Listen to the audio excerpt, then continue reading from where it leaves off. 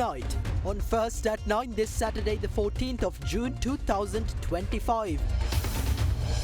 Iran retaliates. Iran retaliates against Israeli strikes, launching missiles and fighter jets towards Israel. All Sri Lankans in Israel are safe, Honorary Consul reassures. Expanding cooperation. President Anura Dissanayake meets Germany's Federal Minister for Economic Cooperation and Development.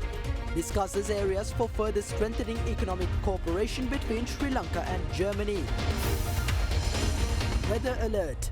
Strong winds and heavy rains to continue during the next 48 hours.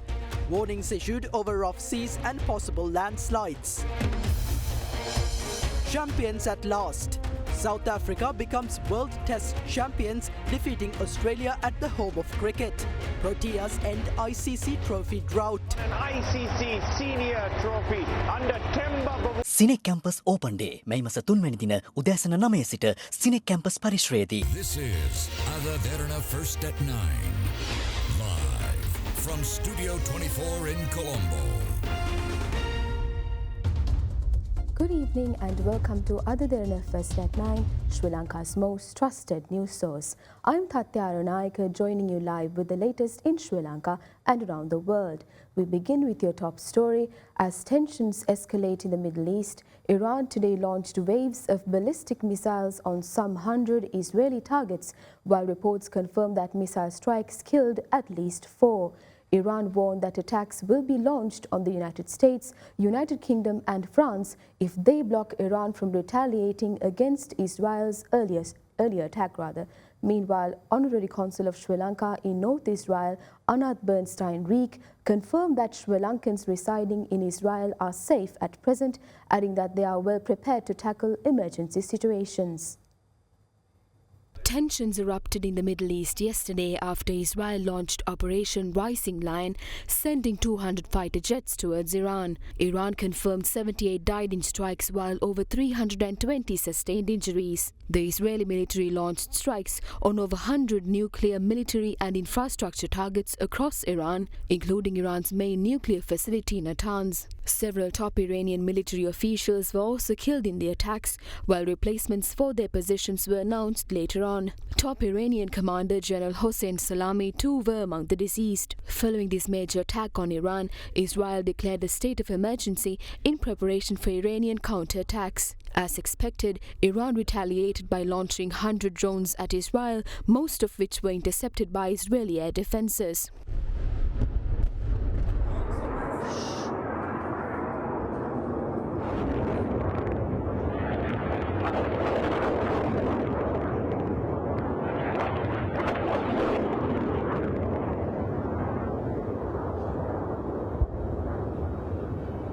Iran also launched waves of around 200 ballistic missiles targeting Israel, killing at least 4 people and injuring dozens, as Iran showed that, however weakened it may be in comparison to a year or two ago, it can still mount a fierce response against Israel's unprecedented attack. As sirens rang out, the sky boomed and lit up over Jerusalem and other regions as the volley of missiles intensified. In Tel Aviv, there were great swathes of smoke and explosions as people took to shelters as they'd been instructed. Midday interceptions of Iranian missiles by the Iron Dome lit up Israel's sky with loud explosions and bright flashes. However, several missiles reached Israeli targets. Explosions were heard in Tel Aviv, Jerusalem and Tehran, while Iranian state media reported that around 60 people, including 20 children, had been killed in an attack on a housing complex in Tehran. US President Donald Trump has lauded Israel's strike and warned of much worse to come unless Iran quickly accepts the sharp downgrading of its nuclear program that the US has demanded in talks that were due to resume on Sunday. Iran, in the meantime, warned the United States, the United Kingdom and France that their military bases and ships will be targeted if they help block the Iranian missile and drone retaliation for Israel's attack, threatening to widen an already brutal war over Tehran's nuclear program. Against this backdrop, hundreds gathered in Tehran to protest against Israel and its recent strikes against Iran, calling for revenge and demanding a swift response to a dizzying wave of strikes by Israel. However, with Israel saying its operation could last weeks and urging Iran's people to rise up against their Islamic clerical rulers, fears have grown of a regional conflagration dragging in outside powers with global economic and financial repercussions.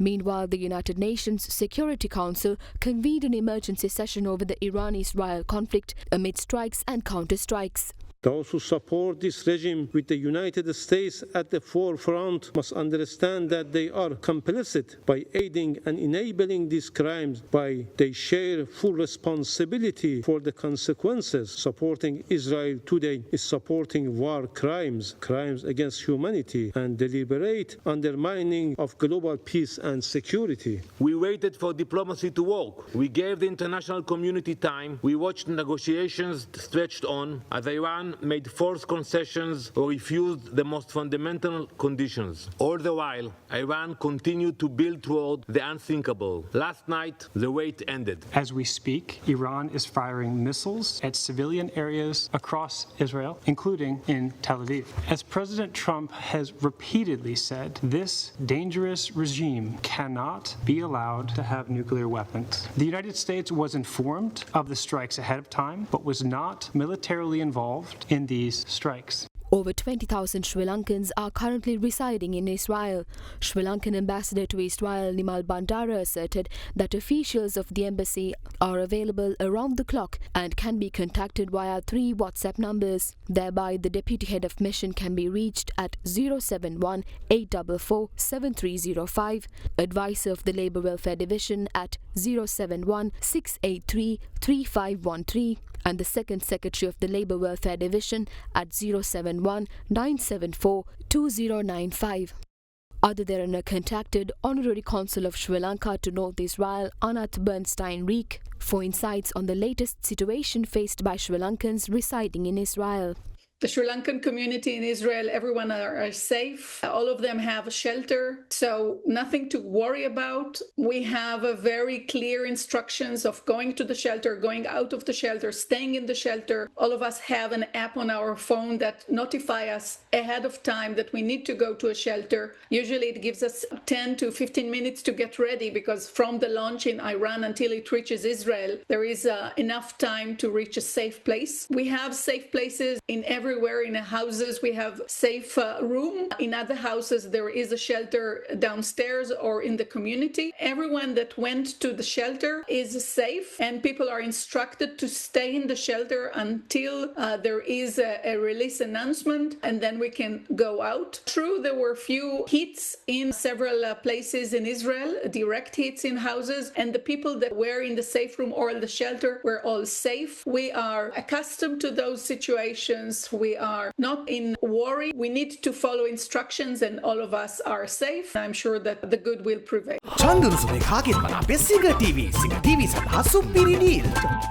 President Andra Dissanayake, on the final day of his state visit to Germany, met with Germany's Federal Minister for Economic Cooperation and Development, Reem Alabali Radovan, in Berlin. The two sides held a comprehensive dialogue on potential areas for further strengthening economic cooperation between Sri Lanka and Germany. President Andra Dissanayake yesterday, the final day of his state visit to Germany, met Germany's Federal Minister for Economic Cooperation and Development, Reem Alabali Radovan, in Berlin. Discussions focused on the shared economic challenges both countries face in the context of emerging global economic trends. The two sides engaged in a comprehensive dialogue on potential areas for further strengthening economic cooperation between Sri Lanka and Germany. During discussions, President Dissanayake highlighted Germany's significant contributions to Sri Lanka's vocational training institutions and healthcare sector. The discussion also focused on the importance of enhancing such contributions into mutually beneficial partnerships in future. In the meantime, Sri Lankan Foreign Minister Vijitha Herath, who accompanied President Dissanayake on the state visit, met with the State Secretary of the German Federal Ministry for Economic Affairs and Energy, Thomas Steffen, in Berlin. Taking to X, the foreign minister said the discussion focused on Sri Lanka's recent economic progress, improved political stability, and the government's ongoing efforts to create a more investor-friendly environment. Minister Herath has invited German investors to make business collaborations in Sri Lanka, outlining the positive investment environment prevailing in the country. In the meantime, a business forum organized by the Association of German Chambers of Industry and Commerce was held this afternoon in Berlin, chaired by President Anura Dissanayake. Delivering the keynote address, President Dissanayake outlined Sri Lanka's ongoing economic transformation while highlighting investment opportunities and the country's potential for development. Emphasizing the prospects for strengthening trade relations between the two countries, President Dissanayake underscored the positive steps taken by Sri Lanka in the context of current global economic trends, as well as the measures implemented to overcome economic challenges. Chairman of the Board of Investment of Sri Lanka, Arjuna Herath, also addressed the forum. Leading German firms such as Siemens Energy and Continental AG participated in the event, and several German companies delivered presentations on key sectors, including manufacturing and resources, energy and renewable energy, and tourism. On the final day of his visit, President Anura Dissanayake also met with the Sri Lankan community residing in Germany. The president was warmly received by the attendees upon his arrival at the event. Addressing the gathering, he emphasized the importance of collective effort in building a prosperous nation. He also acknowledged and appreciated the continued contributions of Sri Lankans living abroad, noting that the country is now making a stable and determined start toward rebuilding a previously weakened state. India will further extend for another year the financial assistance to support the passenger ferry service between Nagapattinam and Kankesanturai. Issuing a statement, the Indian High Commission in Colombo said the financial support is being extended under the Viability Gap Funding Mechanism, amounting to over 300 million rupees annually. The statement went on to say that since its resumption in August 2025, the ferry service has facilitated the movement of over 15,000 passengers, reinforcing cultural, economic and social exchanges between the two countries. The continuation of the financial support for the ferry service also aligns with the shared vision for enhanced maritime connectivity, as reaffirmed during the visit of Sri Lankan President Anura Dissanayake to India in December 2024 and the visit of Indian Prime Minister Narendra Modi to Sri Lanka in April 2025. SINEC campus open day මැයි මස 3 වැනි දින උදෑසන 9 සිට SINEC campus පරිශ්‍රයේදී Minister of Agriculture, Livestock, Land and Irrigation K.D. Kanta says people should adapt to electricity tariff revisions regardless of whether it is an increase or a decrease. This was stated at an event to hand over paddy processing and drying equipment to the government seed production farm in Mahailuppalama, Anuradhapura. Paddy processing and drying equipment supplied with funding from the European Union was handed over to the government seed production farm in Mahailuppalama, Anuradhapura yesterday under the patronage of Minister of Agriculture K.D. Kanta.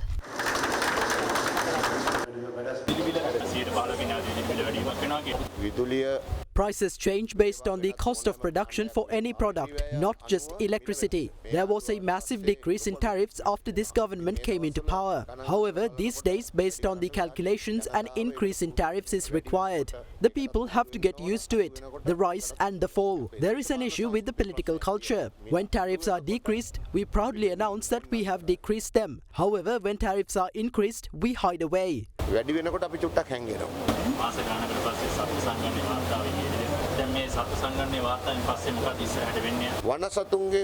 When it comes to talk macaques, the Kandy district is the most affected by them. Kegol, Anuradhapura and Kurunegala are also in the red zones. The committee has presented a list of recommendations for wildlife management. The issue will be discussed with the Cabinet of Ministers. We might have to formulate new rules and regulations. Some animals may have to be considered pests. Is this okay to reveal? Shall I go on? The report suggests giant squirrels be considered pests. That would allow farmers to remove them from their fields after considering them as pests. There are certain recommendations that cannot be read out loud. Opposition leader Sajith Premadasa urges the government to take immediate action to address the shortage of essential medicines in the country. Meanwhile, the Government Medical Officers Association warned strict measures would be implemented if the government fails to immediately issue the amended circular reflecting revised additional duty allowances for doctors as outlined in the 2025 budget. As of now, an acute shortage of pain relief and cancer treatment medications has emerged, with over 180 essential drugs reportedly in limited supply. Patients relying on public hospitals are being faced to purchase these medicines at significantly higher prices from private pharmacies, placing an undue financial burden on many. The government as well as respective authorities are bound to ensure the implementation of free healthcare facilities in the country. We urge the government to address this escalating crisis immediately. Meanwhile, the Government Medical Officers Association said it will take prompt action if the government fails to immediately issue the amended circular reflecting revised additional duty allowances for doctors as outlined in the 2025 budget. An issue arose concerning the circular issued on April 28th, which detailed the revised additional duty allowances for medical professionals. However, the issue was resolved soon after. However, the circular rectifying the errors has not been issued as yet. The circular, which was published previously, was incorrect. We requested that those mistakes be rectified. Alarmingly, it now appears that there are plans to reissue the flawed document without the necessary amendments. This is a serious situation. The Central Committee of the GMOA convened an emergency meeting to deliberate on the matter. Following careful consideration, it was unanimously decided to grant the government a grace period of 2 weeks to reissue the accurate, corrected version of the circular. The deadline is June 28th. However, if the government fails to resolve this matter by then, we will take necessary steps in this regard.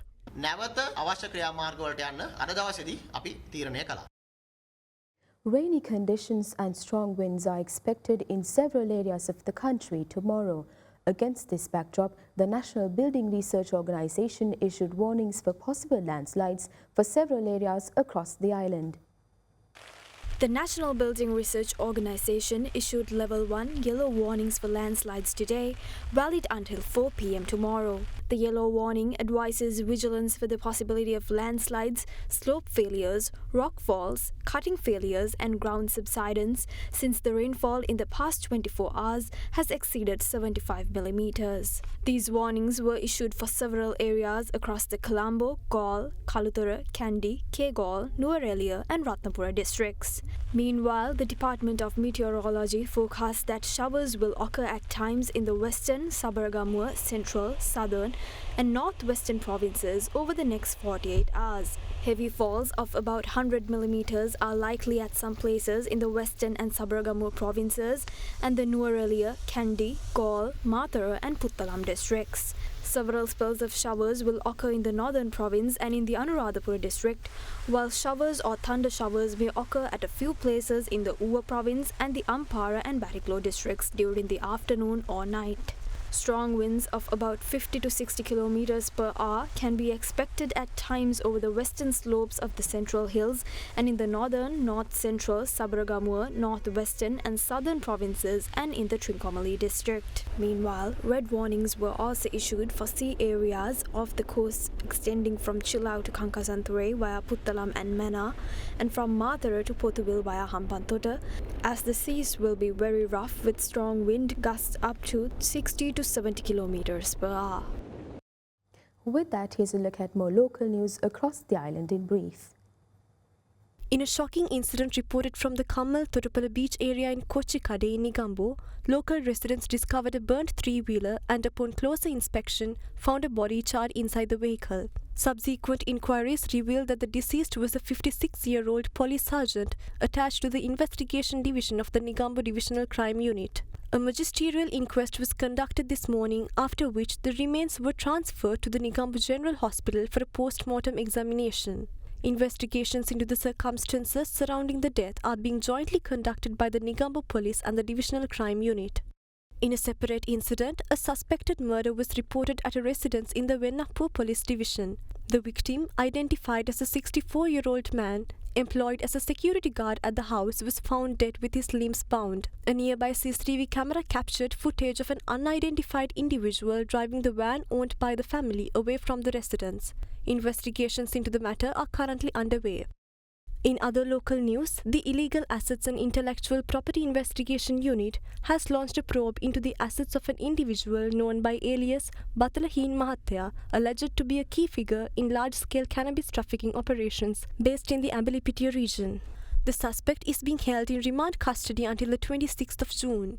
Authorities confiscated a plot of land and 2 retail shops valued at around 1.5 million rupees, along with 2 buildings and adjoining land, each estimated to be worth 7.5 million rupees. It has been reported that details of these seized properties will be formally presented to the High Court, and current judicial orders holding any transactions involving the properties will be extended accordingly.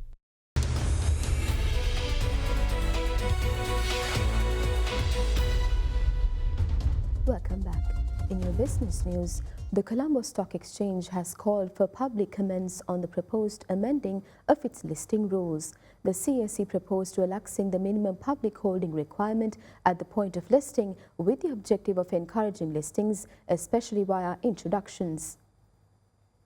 There has been a significant decline in the number of equity listings on the Colombo Stock Exchange via introductions, with only 7 such equity listings taking place from 2013 to date, with the last being in 2020. The main reason for this decline is the inability of prospective applicant companies to comply with the minimum public holding requirement at the point of listing the company. In this context, the CSE has proposed amending its listing rules with the aim of encouraging listings, especially via introductions. The proposed amendments would allow companies to list without meeting full MPH requirements at the time of listing, with a grace period of 18 months from the date of listing being provided to complete the requirements. Lock-in requirements would also be relaxed, with non-public shareholders holding shares for 18 or more months before listing being able to sell after listing. However, they must retain at least 30% of holdings until full MPH compliance or 24 months post-listing. Additionally, the restriction that the top 3 public shareholders cannot hold more than 50% of the public float would not apply at the point of listing.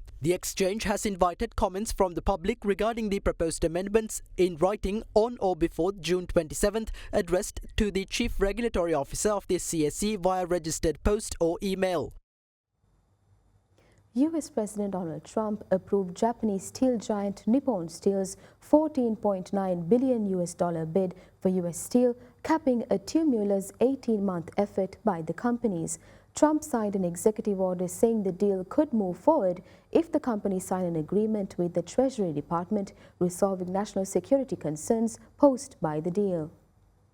The companies announced they had signed the agreement, fulfilling the conditions of President Trump's directive and effectively garnering approval for the merger. They added the agreement includes $11 billion in new investments to be made by 2028, as well as governance, production and trade commitments. It is reported that Nippon Steel would invest an additional $3 billion for a new mill after 2028. The steelmakers provided no detail on the golden share they pledged to issue to the US government, raising questions about the extent of US control. Senator David McCormack of Pennsylvania, where US Steel is headquartered, said last month the golden share would give the government veto power over key decisions. The takeover will set up ailing US Steel to receive critical investment while allowing Nippon Steel to capitalize on a host of American infrastructure projects. For Nippon Steel, the world's 4th biggest steelmaker, securing a foothold in the US is key to its global growth strategy. The US steel market, including high-grade steel, Nippon Steel specialty, is growing amid President Trump's 50% tariffs on steel imports.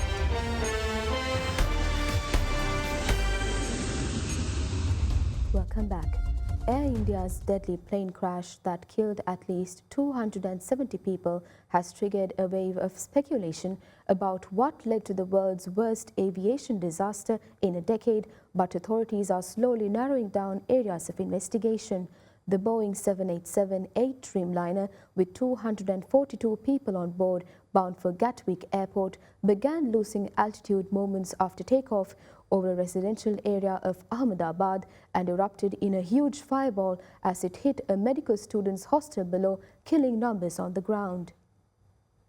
On the latest updates on the investigation into the Air India flight crash, Air India and the Indian government are reportedly looking at several aspects of the crash, including issues linked to its engine thrust, flaps and why the landing gear remained open as the plane took off and then came down within moments.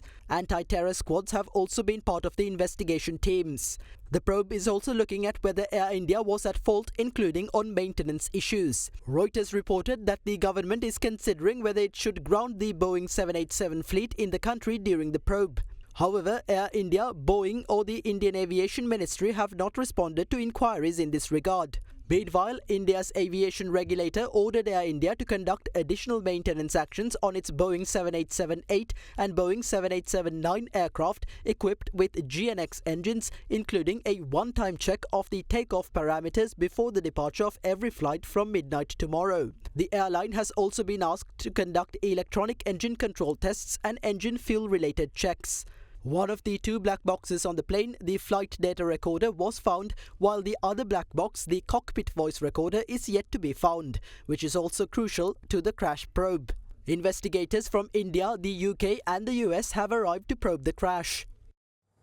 And with that, we wrap up tonight's edition of Ada Derana First at 9. Thank you. Have a great night.